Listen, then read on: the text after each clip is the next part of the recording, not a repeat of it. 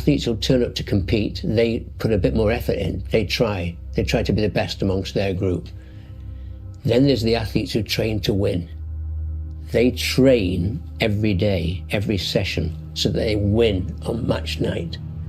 And then there are just those very few players who train to dominate. They train so hard that winning is inevitable on race night. The English coach is Bill Beswick from Manchester. This side of yours is unbeaten thus far. Do you think that they can maintain it tonight? Well, it won't be for want of trying. It's a good record to have, and it's a tough one to maintain, New Zealand and New Zealand, but it's going to be a great game. There, in fact, all of these top 4 teams have been remarkably close. Were you confident at any stage that you could win it? I think you give it your best shot. It's a bit like Rocky 1, 2 and 3.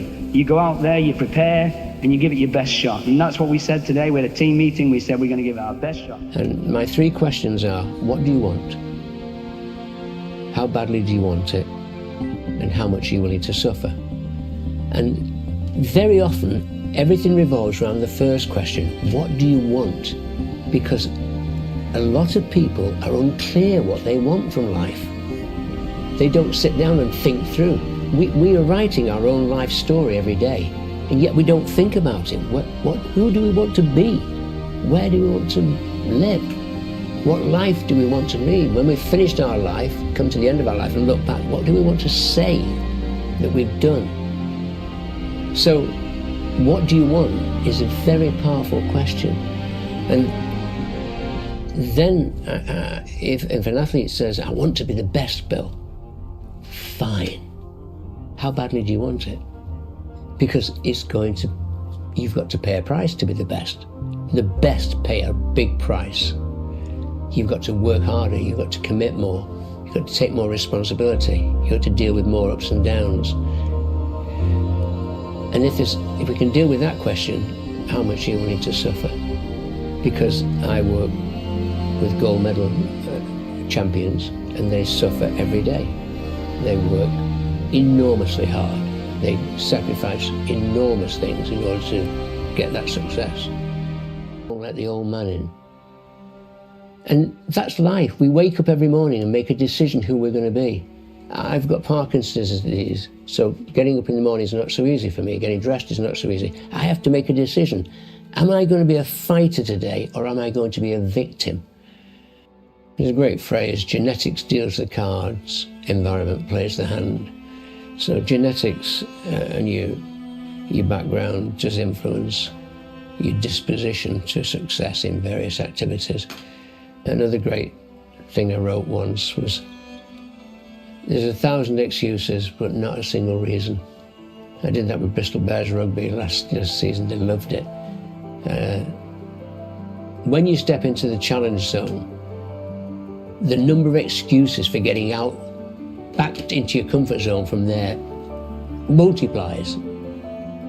I'm too tired. It's too difficult. I'm having a bad day. Nobody likes me. And so I would teach them to face up to those excuses and refuse to be a victim, and teach them a fighter mentality about all those things may be there, but I'm still going to do it. I'm going to deal with it. So 1,000 excuses, but not one reason not to achieve. And even if you don't achieve at the highest level, you may not have the same genetic disposition as somebody else. But there's an awful lot of players playing in the Premier League football in this country who are B for talent, not quite as genetically superior, but A for attitude. And attitude is something anybody can have. Anybody. This is a side with a lot of talent, but one that you haven't spent a great deal of time with. How difficult is it to get cohesion between a lot of individuals who are very talented on their own? Well, that's my most difficult task, because with a national team, you have so little time to prepare them. Unlike a club situation, when you have them week in, week out. Before this tournament, I had 5 days with the boys in Los Angeles to get them ready and playing together. But when it does happen, and it did happen against Canada, they become quite an effective force. Pass and move. They will go for the steal. Make sure you come out to receive the ball, get the foul. You're in control. You're in control of your mind. it's your mind, so you decide what you think. You can decide to improve your attitude any day.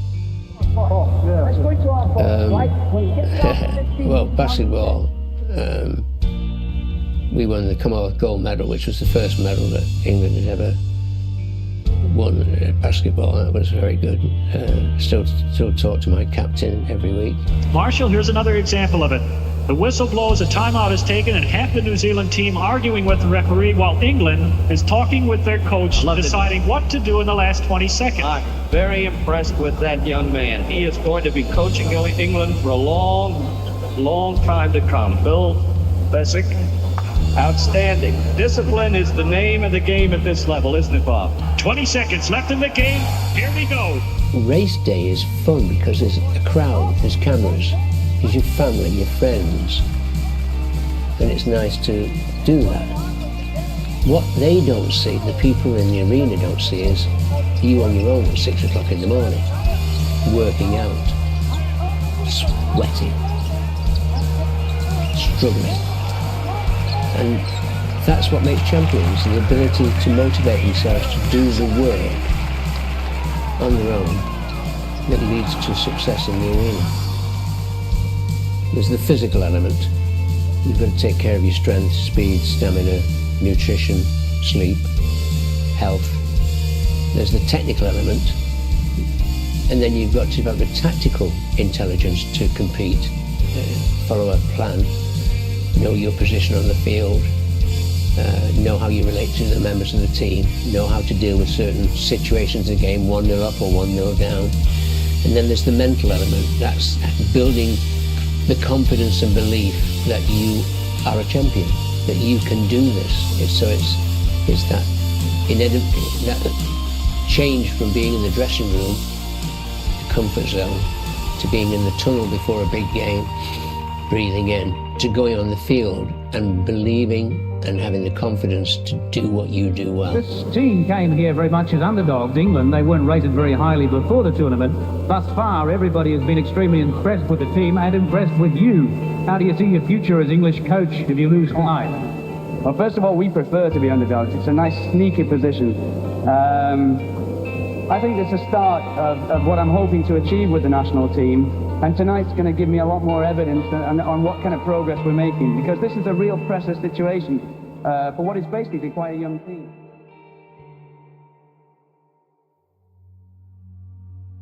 If I teach the athlete how to avoid victim mentality, how to slip into fighter, how to transfer to fighter mentality, they're going to have that in life. When I got diagnosed with Parkinson's disease, I was driving back from the hospital with my wife, and she rang my second son, Philip, in London, and said, "Philip, your dad's got Parkinson's. He's gone into victim mentality." And I heard this booming laugh at the other end of the phone, and he said, "I'll ring back in 10 minutes."